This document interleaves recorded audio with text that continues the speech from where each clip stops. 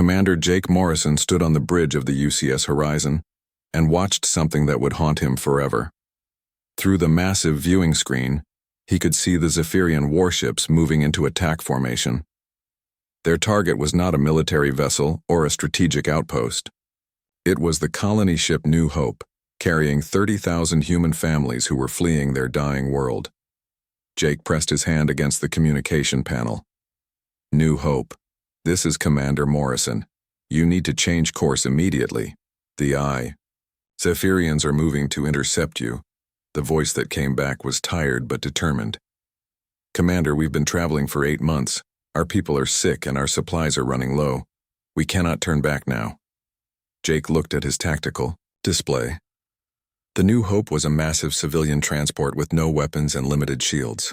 The 3 Zephyrian destroyers closing in on it could tear it apart in minutes. According to Galactic law, Jake should request permission from Federation Command before taking any action. That process would take at least 2 hours. The New Hope had maybe 20 minutes, sir, said Lieutenant Carol Banks from her position at the weapons console. We could disable those Zephyrian ships easily. Our weapons are more than capable. Jake shook his head. We follow Federation protocols, Lieutenant. Always. For 53 years, humanity had been part of the Galactic Federation. For 53 years, they had followed every rule, obeyed every regulation, and proven they could be civilized members of galactic society. Humans came from Earth, which other species called a death world. Most Federation members believed that anyone from such a dangerous planet must be violent and unpredictable. Humans had worked hard to prove them wrong. The communication screen flickered to life, showing Ambassador Kireth of the Zephyrian Empire. His blue skin gleamed under the bridge lights, and his 4 arms gestured dismissively. Human vessel, you will maintain your current position and observe proper Federation procedures. Ambassador, Jake said carefully, that colony ship contains 30,000 civilians, including children. They have done nothing wrong. Kireth's laugh was like breaking glass. They violated shipping protocols by entering Zephyrian space without proper documentation. The penalty for this violation is immediate destruction. Jake felt his jaw clench. They applied for transit permits 8 months ago. Your government has not responded to their requests. Processing takes time, Kireth said with a smile that showed too many teeth. Perhaps they should have been more patient. The connection ended. Jake watched helplessly as the Zephyrian ships opened fire on the New Hope. The colony ship's shields flared and died within seconds. The hull began to crack, and atmosphere vented into space like blood from a wound. 30,000 people died in the next 4 minutes. Men, women, children, elderly grandparents who had saved for decades to buy passage to a new world. They all died because they filed their paperwork in the wrong office. Jake's hands shook as he filed his incident report. According to Federation law, the Zephyrians had acted within their rights. The New Hope had technically violated shipping protocols. The fact that those protocols were designed to be impossible to follow correctly was not mentioned in any official document.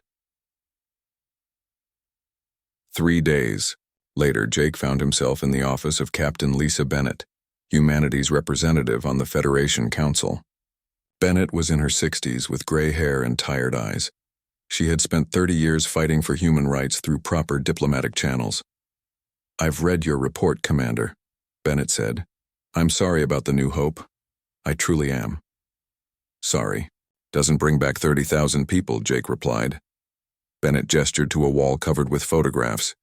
Each picture showed a human colony, settlement, or ship that had been destroyed over the past 5 decades. There were hundreds of them. Do you think I don't know that? Bennett asked quietly. Do you think I don't count every life we've lost? But if we break Federation law, if we respond with violence, they'll declare us a rogue species. Then they won't just destroy one ship at a time. They'll sterilize every human world in the galaxy. Jake stared at the wall of photographs. So we just accept it? We just let them kill us slowly instead of quickly? We follow the law, Bennett said firmly. We prove we're civilized. Eventually, they'll accept us as equals. It's been 53 years, Captain. How much longer do we wait?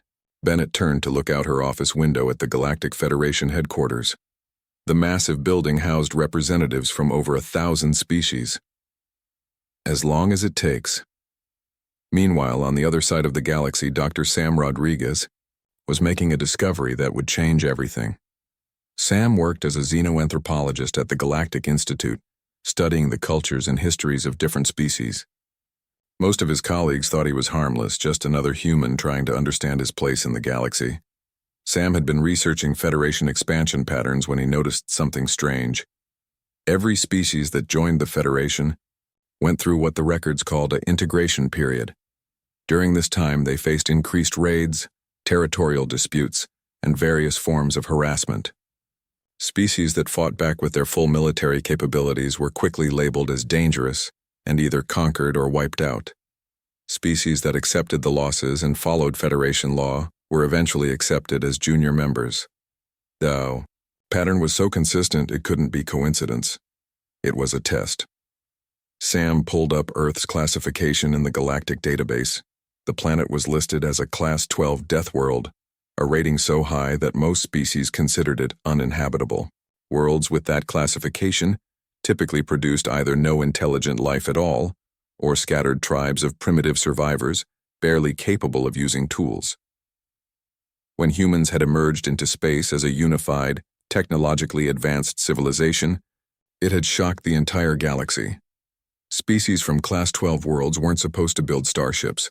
They weren't supposed to develop advanced mathematics, engineering, or medicine. They certainly weren't supposed to maintain stable governments or peaceful societies. Sam realized that humanity's very existence challenged everything the Federation believed about how intelligent life developed. If humans could thrive on a world that would kill most galactic citizens within hours, what did that say about human capabilities? What did that say about human potential? The more Sam researched, the more disturbing the pattern became. The Federation wasn't just testing new species, it was systematically weakening them, ensuring that no newcomer could ever challenge the established order. The elegant Altarians, the crystalline Nexari, the gas cloud Vorthak, and other major powers had spent centuries perfecting this system. Sam was still processing this information when news arrived that made his blood run cold. The Hegemonic Syndicate, a coalition of 3 Federation species, had declared that the human colony of New Detroit possessed strategic resources vital to galactic security.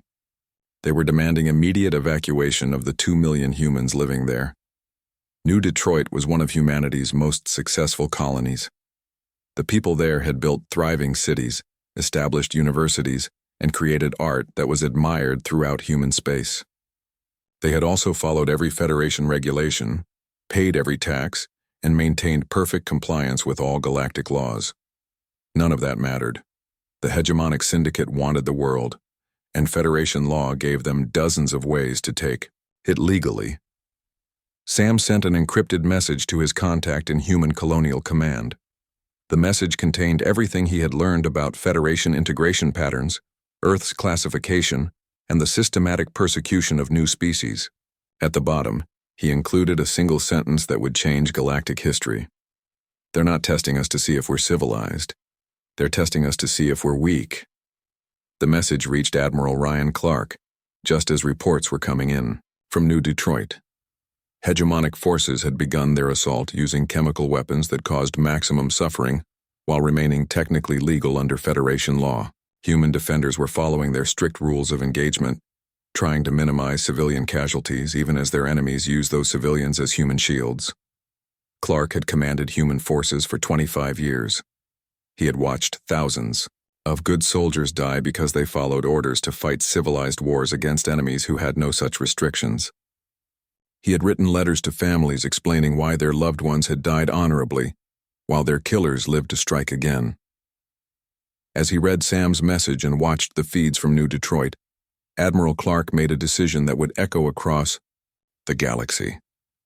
He opened a secure communication channel to President Maria Santos and spoke 7 words that would end humanity's age of restraint. "Ma'am, I request permission to stop playing fair." Admiral Ryan Clark stood in the command center watching live feeds from New Detroit, and what he saw made him sick. Human soldiers were dying with honor, following rules of engagement that their enemies ignored completely. The hegemonic syndicate. Forces used weapons that burned flesh slowly, making people suffer before they died. They targeted hospitals and schools, claiming these were military targets.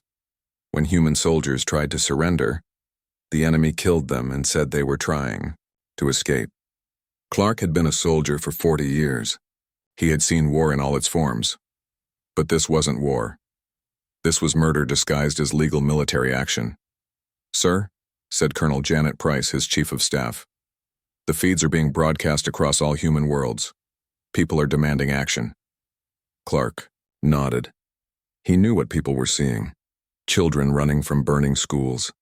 Doctors trying to treat patients while their hospitals collapsed around them. Soldiers choosing to die rather than abandon civilians, knowing their sacrifice would buy maybe 10 more minutes of evacuation time. "Get me President Santos," Clark said. "Emergency priority." President Maria Santos appeared on the screen within minutes. She looked tired and angry. Behind her, Clark could see other members of the Human Colonial Council gathering for an emergency session. "Admiral," Santos said, "I've been watching the feeds. How bad is it?" "Bad," Clark replied. "Our forces on New Detroit are following standard engagement protocols. The enemy is using every dirty trick in the book while staying technically within Federation law. We're going to lose 2 million people unless something changes." Santos closed her eyes for a moment. "What are our options?"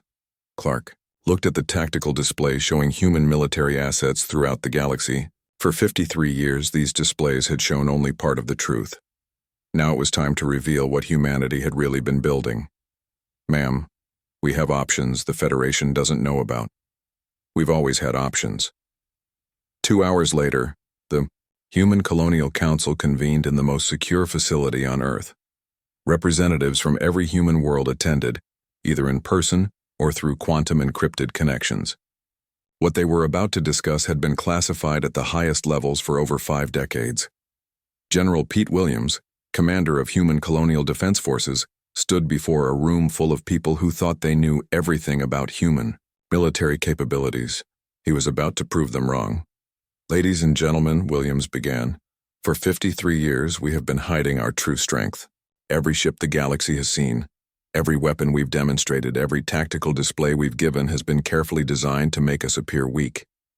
He activated a holographic display showing the UCS Horizon, the ship that had witnessed the New Hope massacre.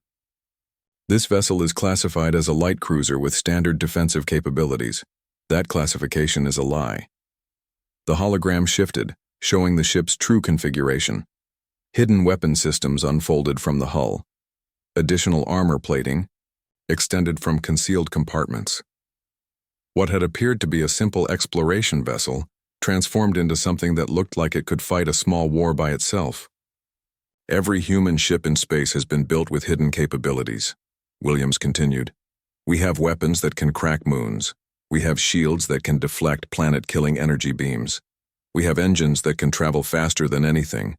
In the galactic database, we have been pretending to be sheep while building ourselves into wolves." Dr. Helen Martinez, Earth's chief military historian, took the floor next.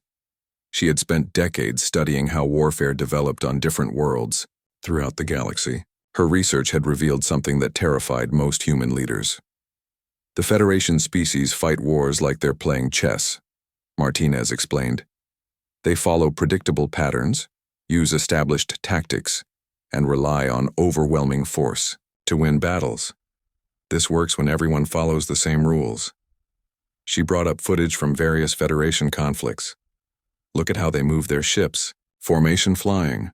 Coordinated volleys retreat when shields reach critical levels.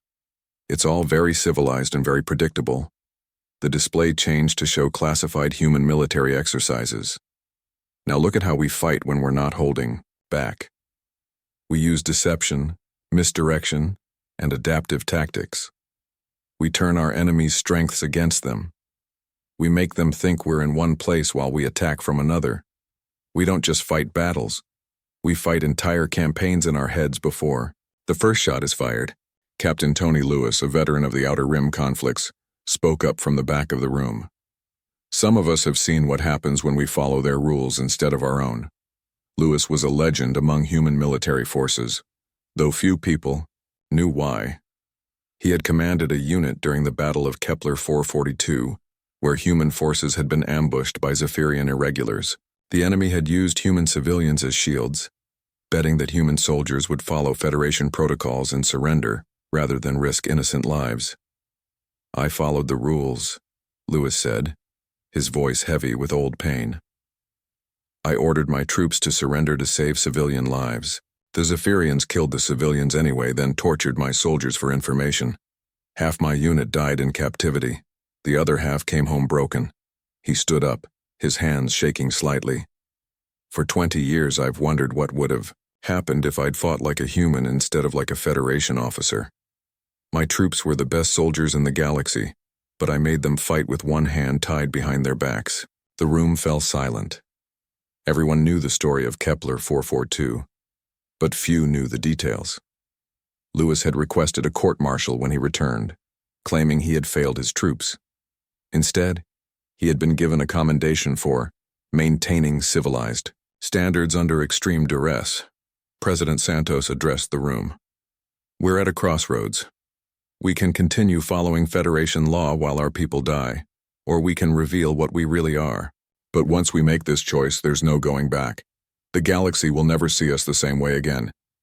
General Williams activated another display, this one showing classified files labeled Terran Accords, Suspended Authorization Protocols.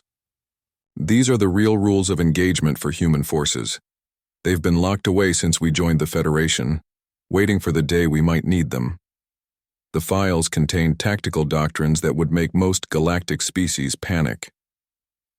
Asymmetric key, warfare, psychological operations, total war strategies, and combat techniques that treated three-dimensional space as a hunting ground rather than a battlefield. "The Federation classifies Earth as a Class 12 death world," Williams explained. "They think this makes us dangerous because we're violent. They're wrong. It makes us dangerous because we're survivors. We learned to fight on a world that was trying to kill us every day. We learned to adapt, to improvise, to think faster than our enemies. We learned that sometimes the only way to protect what you love is to make your enemies afraid to threaten it." Dr. Sam Rodriguez, attending the meeting, via secure link from the Galactic Institute, provided the final piece of the puzzle. "The Federation has been testing us for 53 years. Every colony raid, every diplomatic insult, every legal challenge has been designed to see how we react. Species that fight back with their full capabilities are labeled as dangerous and eliminated. Species that accept abuse are allowed to remain as junior partners." He brought up statistical analysis showing the pattern. In the past 5 centuries, over 200 species have gone through this process. Only 67 survived to become Federation members. The rest were either conquered or wiped out completely. The room erupted in angry voices. Representatives, who had spent decades advocating for peaceful solutions, realized they had been playing a rigged game. The Federation hadn't been testing humanity's civilized nature. They had been testing humanity's willingness to be victims. President Santos called for order. "The question before us is simple. Do we continue accepting the systematic murder of our people in the name of galactic peace, or do we show the galaxy what humans are really capable of?" The vote was unanimous. For the first time in 53 years, the Terran Accords were suspended. Human military forces throughout the galaxy received new orders. Operational Authorization 1947 is now active. All safety protocols are lifted. You are authorized to engage any threat to human life using any and all means necessary. The code name 1947 was chosen deliberately. It was the year that human military doctrine had first recognized the reality of total war, when humanity had learned that sometimes the only way to end a conflict was to make the enemy understand that continuing to fight would cost them everything they valued. As the session ended, Admiral Clark sent one final message. To all human military commanders, safety's off, full spectrum authorization granted, Terra remembers. On New Detroit, the human defenders received their new orders just as the hegemonic syndicate was preparing their final assault. For 53 years, They had fought like civilized soldiers. Now they were going to fight like humans from a death world. Tianlin. Galaxy was about to learn why Earth was classified as Class 12, and why that classification had never been about violence. It had been about survival, adaptation, and the terrible creativity that came from learning to fight a world that never stopped trying to kill you. The age of human restraint was over. The age of consequences was about to begin. Captain Nick Thompson received the new orders while his ship was still 3 hours away from New Detroit. He had been preparing for a careful rescue mission, following all Federation protocols for civilian evacuation. Now, everything had changed. All hands, this is the captain, Thompson announced over the ship's communication system. We are now operating under Terran Accords authorization. All safety restrictions have been lifted. Prepare for combat transformation. The UCS Defiance had been classified as an exploration vessel for 23 years. The Federation database listed it as having light defensive weapons and basic shielding. The hegemonic syndicate commanders blockading New Detroit saw it as a minor threat at best. They were about to learn how wrong the Federation database could be. Throughout the ship, hidden panels began to slide open. Weapon systems that had been concealed inside the hull extended into firing positions. Additional armor plating unfolded from storage compartments. Engine modifications that had been built but never activated came online. Within 30 minutes, the exploration vessel had transformed into something that belonged in the nightmares of enemy fleet commanders. "Captain," said Lieutenant Beth Carter from the weapons console, "all systems are showing green. We have full authorization for unrestricted engagement." Thompson looked at the tactical display showing the enemy fleet. 47 hegemonic warships were positioned around New Detroit, confident in their overwhelming superiority. They had been bombarding the planet for 6 hours, following a careful pattern designed to maximize suffering while maintaining legal compliance with Federation warfare conventions. "Communications, open a channel to the hegemonic fleet commander," Thompson ordered. The main screen flickered to life, showing Admiral Vextar of the Nexari Third Fleet. The crystalline being's body reflected the lights of his bridge in rainbow patterns. His translator device gave his voice a musical quality that made his words sound almost pleasant. "Human vessel," Vextar said with obvious amusement. "You are entering a restricted military zone. Withdraw immediately or face the consequences." Thompson studied the alien commander for a moment. Vexitar had commanded 17 successful campaigns against minor species. His tactics were well known throughout the galaxy: overwhelming force, systematic destruction of infrastructure, and the complete elimination of resistance through terror. "This is Captain Nick Thompson of the Terran Colonial Navy," Thompson replied calmly. "You have 60 seconds to cease fire and withdraw from this system. This is your only warning."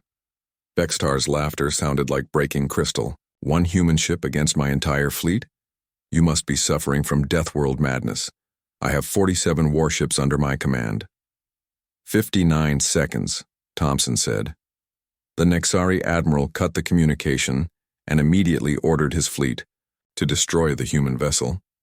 3 squadrons of destroyers turned toward the Defiance, their weapons charging for a coordinated strike that should have vaporized any ship in the galaxy.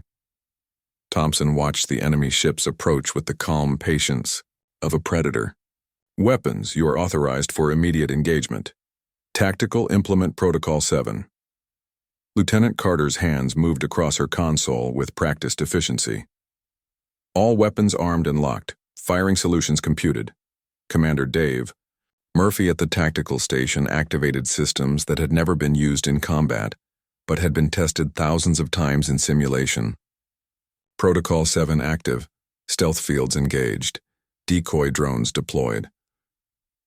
What happened next would be studied in military academies for centuries. The human ship seemed to vanish from all sensors, leaving only empty space where it had been moments before. The hegemonic destroyers fired at nothing, their powerful weapons hitting vacuum instead of their target. Then the Defiance reappeared, but not where anyone expected. The ship materialized directly above the enemy formation, its weapons already firing. But these weren't the light defensive systems listed in Federation databases. These were weapons designed by a species that had learned warfare on a world where everything was trying to kill them. The first hegemonic destroyer simply ceased to exist. One moment it was a powerful warship with shields and armor designed to withstand massive attacks. The next moment it was expanding gas and metal fragments. The human weapons hadn't just penetrated its defenses, they had ignored them completely. Admiral Vextar watched in horror as his perfectly organized fleet was torn apart by an enemy that seemed to be everywhere at once. The human ship moved like nothing in any tactical manual, appearing and disappearing, striking from impossible angles, coordinating attacks that required split-second timing across distances that should have made such precision impossible. All units concentrate fire on the human vessel, Vextar ordered desperately. His ships tried to obey, but they couldn't target what they couldn't predict. The human captain wasn't following any known tactical doctrine. Instead of the formation flying and coordinated attacks that defined civilized warfare, the humans fought like they were hunting prey rather than engaging in honorable combat. Lieutenant Kate Phillips, the communications officer aboard the Defiance, monitored the enemy transmissions with growing amazement. "Captain, you need to hear this." She played the intercepted communications over the bridge speakers. The voices of hegemonic ship commanders filled the air, and for the first time in galactic history, those voices carried pure terror. "They're everywhere at once." "How is that possible?" "My sensors show them in 3 different locations simultaneously. That's impossible. They're not following any doctrine we understand. They're fighting like demons. Request immediate reinforcements. We can't predict their movements." Captain Thompson listened to the enemy panic with grim satisfaction. This was how humans were supposed to fight. Not with honor codes and predictable tactics, but with creativity, deception, and the ruthless efficiency that came from evolving on a world where hesitation meant death. The Battle of New Detroit lasted exactly 17 minutes. When it ended, the hegemonic syndicate's entire blockade fleet had been destroyed, captured, or sent fleeing. In panic, the human rescue vessels approaching the planet found no resistance as they began evacuating wounded civilians and delivering medical supplies. But the real impact of the battle was just beginning. Emergency broadcasts from the fleeing hegemonic ships carried descriptions that no military force had used in over 1,000 years. Words like unpredictable, everywhere at once, and fighting like demons spread through galactic communication networks faster than the official reports. For the first time in Federation history, a minor species had completely destroyed a Taobao major military force without taking a single casualty. But the intercepted human communications revealed something even more terrifying. This hadn't been humanity fighting at full strength. This had been humanity finally removing the restrictions they had placed on themselves. The news reached the Galactic Federation Council within hours. Ambassador Kyreth, whose species had lost the colony ship New Hope, stood before the assembled representatives with growing alarm. "The humans have revealed hidden military capabilities," Kyreth announced. "They possess weapons and tactics far beyond what they have previously demonstrated. This represents a clear violation of Federation disclosure requirements." Murmurs of concern rippled through the assembly.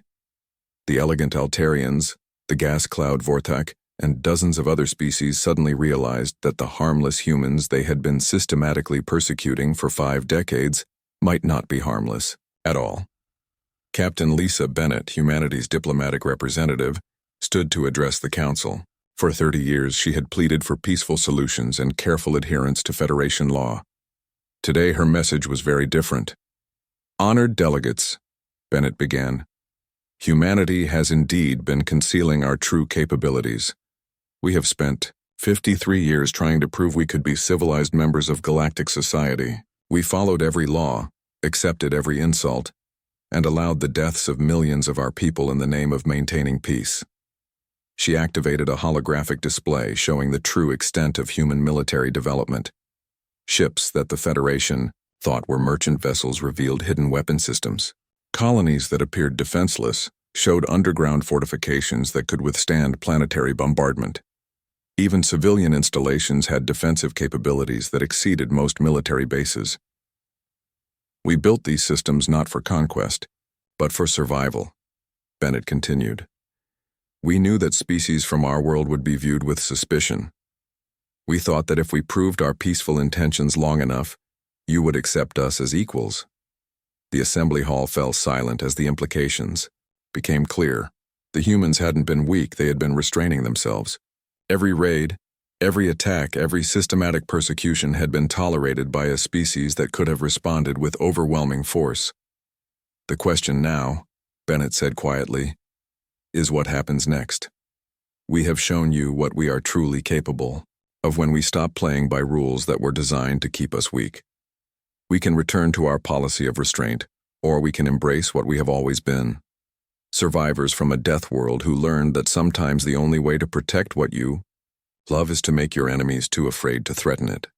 The Federation's response to humanity's display of power was swift and overwhelming. Within 2 weeks of the Battle of New Detroit, Operation Cleansing Light had assembled the largest military force in galactic history. 12,000 warships from 43 different species gathered at the edge of human space, carrying enough firepower to crack planets and sterilize entire star systems. Supreme Admiral Zexhai of the Altarian Divine Fleet commanded the massive armada. He had spent 3 centuries perfecting the art of destroying species that refused to accept their place in the galactic order. 17 different civilizations had been wiped from existence under his command, their worlds turned to glass and their names erased from history.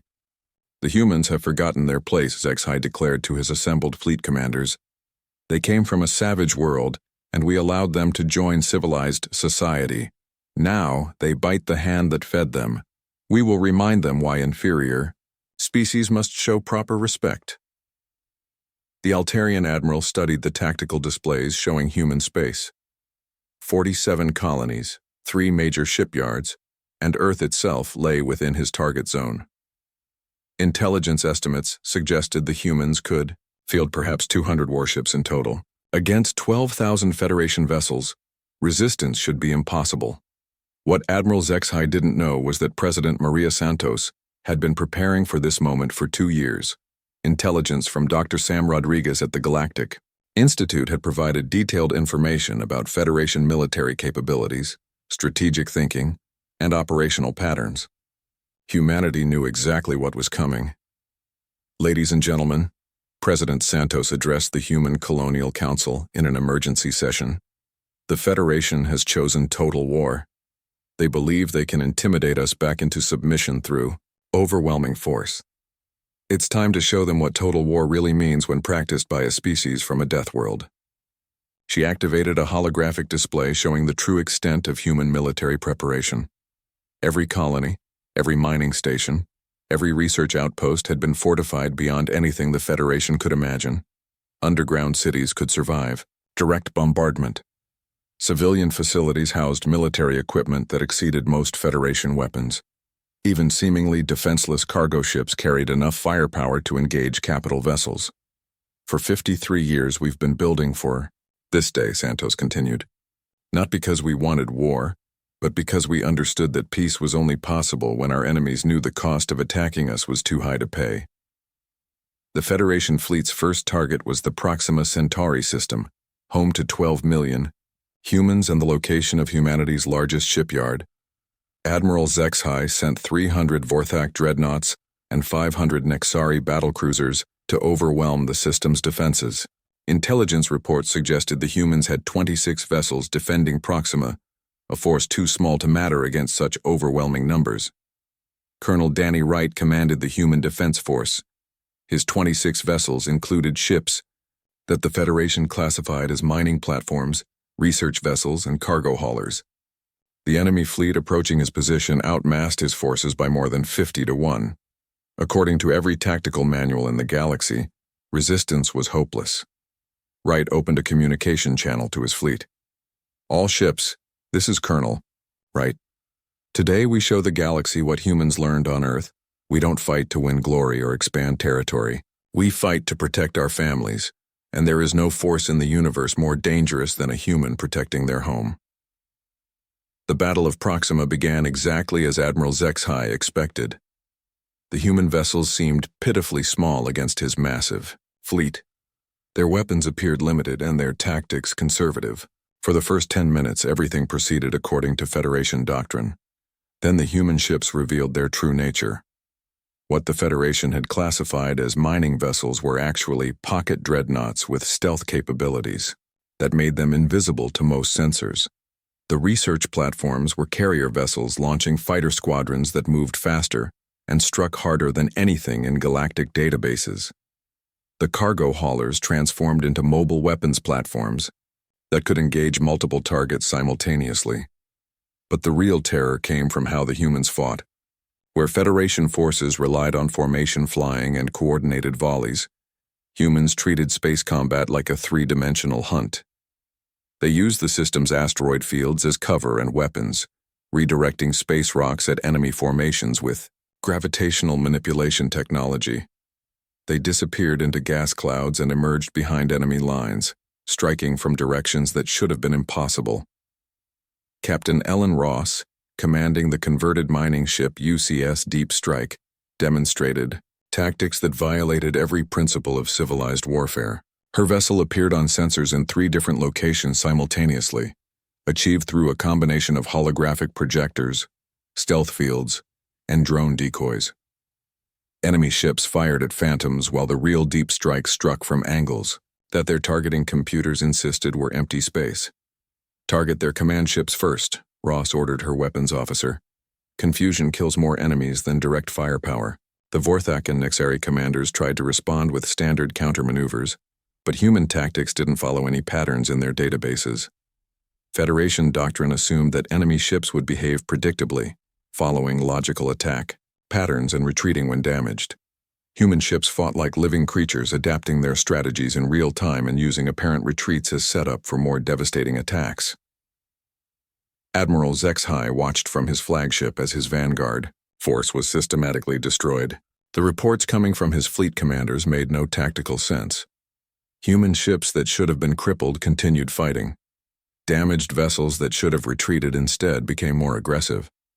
Worst of all, the humans seemed to be capturing enemy ships rather than simply destroying them.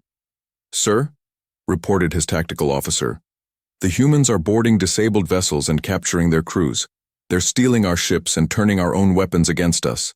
This violated every convention of civilized warfare.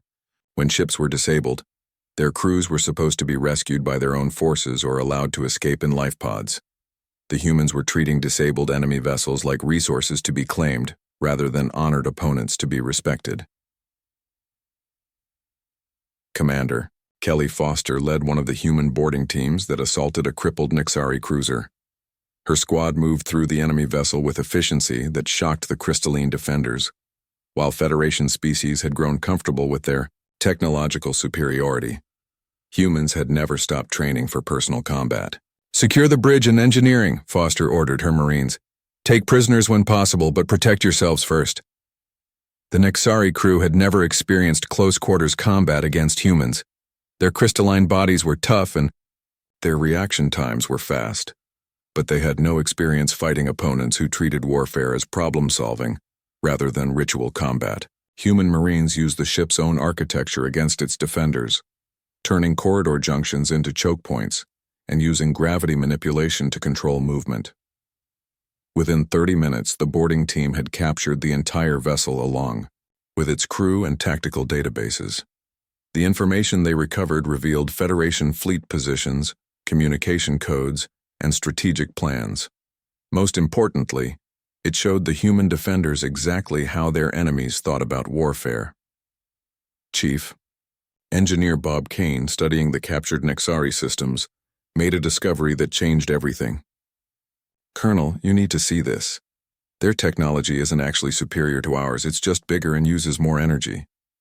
Kane's analysis revealed that Federation military technology had stagnated for centuries. Their ships were massive because they solved problems through brute force rather than efficiency. Their weapons consumed enormous amounts of power because they had never needed to optimize for resource conservation. Their shields were strong but inflexible because they had never faced opponents who fought creatively. Human engineering principles can improve their systems by at least 40%, Kane reported. But more importantly, their systems can't adapt the way ours can. They're built for predictable warfare against predictable enemies. The battle raged for 6 hours before Admiral Zexhai finally admitted what his tactical computers had been telling him for hours. His force was losing. Not just losing individual engagements, but being systematically dismantled by an enemy that fought like nothing in any military manual. All units, withdraw to rally point 7, Zexhai ordered. We regroup and assess the situation. But when the Vorthak and Nexari fleets tried to retreat, they discovered that the humans had been hurting them throughout the battle. What had seemed like random engagements had actually been a carefully orchestrated trap. The human defenders had used the system's gravitational fields, asteroid belts, and even the star itself to create a cage around the invading fleet. Colonel Wright's voice came across all communication channels, speaking directly to the trapped Federation forces. This is Colonel Danny Wright of the Terran Colonial Defense Force. Your fleet is surrounded and your escape routes are blocked. 6 months after the Battle of Proxima Centauri, the galaxy looked very different. The massive Federation Council chambers that had once housed 1,000 species debating humanity's fate now served a new purpose. Representatives from across the galaxy gathered not to plot against humans but to learn from them. Ambassador Kyreth of the Zephyrian Empire sat in a section marked Supervised Species, worlds whose governments had been found guilty of systematic atrocities and were now undergoing what humans called guided reformation. The blue-skinned alien who had once laughed at human weakness now waited nervously for his turn to speak before the new Galactic Assembly. President Maria Santos, now called Director of Terran Colonial Operations, watched as delegates filed into the chamber. Unlike the old Federation Council where species bought influence through military strength and economic dominance, the Assembly operated on principles that humans had learned on their death world. Cooperation made everyone stronger. Diversity created better solutions, and true power came from protecting others rather than threatening them. Today marks the 1-year anniversary of what galactic historians are calling the day Deathworlders ceased playing fair, Santos announced to the assembled representatives. We gather not to celebrate victory, but to remember the cost of the old ways and commit ourselves to something better. Admiral Ryan Clark, now Supreme Commander of Galactic Security Forces, stood at his position overlooking the assembly floor. The transformation of galactic military doctrine under human leadership had shocked everyone, including many humans. Federation warships that had once followed rigid attack patterns were now being retrofitted with human-designed systems that emphasized adaptability and efficiency over raw power. Captain Nick Thompson, now commanding the UCS Terra's Vengeance, led a mixed-species crew on patrol through the former hegemonic syndicate territory. The ship itself was a symbol of the new galaxy, built from captured Federation technology, but redesigned using human engineering principles. Altarian energy systems powered Nexari computational cores, while Vorthak environmental controls kept the diverse crew comfortable in the same shared spaces. Captain, reported Lieutenant Commander Lisa Hayes, a human officer working alongside Sub-Commander Vexthar, a former Nexari fleet officer. We're receiving a distress signal from the mining colony on Kepler 438b. Thompson studied the tactical display. Under the old Federation system, mining colonies were expendable assets. If pirates or raiders attacked them, the response would be calculated based on economic value versus military cost. Human doctrine was different. Any threat to civilian life demanded immediate response regardless of strategic importance. Set course for Kepler 438, Thompson ordered. All hands to stations. We have people in danger. The transformation went deeper than military doctrine. Dr. Sam Rodriguez, now Director of Galactic Cultural Integration, oversaw programs that were dismantling centuries of systematic oppression. The revelation that the Federation had deliberately kept lesser species weak through legal manipulation had sparked revolutions across hundreds of worlds. The Altarians, once the most powerful species in the galaxy, were learning concepts their rigid society had never developed. Ambassador Lyrahan, representing the Altaran Reformation Council, addressed the assembly about her people's struggles with ideas like voluntary cooperation and mutual benefit. For 3,000 years, my people believed that order came from hierarchy and strength came from dominance, she admitted. The humans have shown us that true strength comes from making everyone around you stronger. This is difficult for us to understand, but we are learning. The Nexari had faced similar challenges. Their crystalline nature made them excellent at processing information, but their society had used this ability for surveillance and control rather than scientific advancement. Under human guidance, they were redirecting their talents toward medical research and technological development that benefited all species. Even the gas cloud Vorthak, the most alien of the major species, were finding new purpose. Their ability to survive in environments that would kill other species made them ideal partners for exploring dangerous regions of space. But now they worked as partners in discovery rather than expendable scouts for Federation expansion. The most profound changes were happening on individual worlds. Commander Jake Morrison, the officer who had witnessed the destruction of the colony ship New Hope, now commanded the UCS New Horizon, a vessel carrying mixed-species colonists to establish the first truly integrated world in galactic history. Final approach to New Terra, reported his navigation officer, Ensign Marcus Chen. All colonist groups are ready for landing operations. Morrison looked at the passenger manifest with satisfaction. 3,000 humans, 2,000 reformed Zephyrians, 1,500 Altarians seeking a new life away from their rigid hierarchy, and representatives from a dozen other species. They were going to build something the galaxy had never seen. A world where different species lived together as equals. The colony ship's cargo holds contained not weapons or surveillance equipment, but schools, hospitals, research facilities, and the tools needed to build a society based on cooperation rather than domination. Human educators worked alongside Nexari information specialists and Altarian engineers to create learning systems that could adapt to any species' needs. Dr. Helen Martinez, now serving as Chief of Interspecies Relations, monitored the social integration programs from her office on Luna. The reports coming in from across the galaxy showed remarkable progress. Species that had been enemies for centuries were learning to work together when they were no longer forced into artificial hierarchies. The key insight, Martinez noted in her daily report to the Assembly, is that the Federation's failures weren't just military or political. They were cultural. They created a system where cooperation was seen as weakness, and diversity was treated as a problem to be managed rather than a strength to be celebrated. The anniversary ceremony's most important moment came when Captain Lisa Bennett, humanity's former diplomatic representative, introduced the Galactic Covenant. Unlike the Federation's laws that maintained order through fear and oppression, the Covenant established principles that humans had learned through millions of years of evolution on Earth. The first principle, Bennett announced, is that no species stands alone. When one member of the galactic community faces a threat, all members have a responsibility to help. This is not charity or politics. This is survival wisdom learned on a world where cooperation meant the difference between life and death. The second principle addressed resource distribution. Abundance comes from efficiency and innovation, not from hoarding or conquest. Every species contributes what they do best and receives what they need most. The third principle dealt with conflict resolution. Disagreements are opportunities for growth, not excuses for destruction. When conflicts arise, they will be resolved. Through dialogue, mediation, and if necessary, intervention by neutral parties. Ambassador Kyreth stood to address the Assembly when his turn came. The former Zephyrian leader who had ordered the destruction of human colonies now spoke about his species' transformation under human guidance. "We have learned that what we called strength was actually fear," he said quietly. "We attacked others because we were afraid they would become strong enough to threaten us.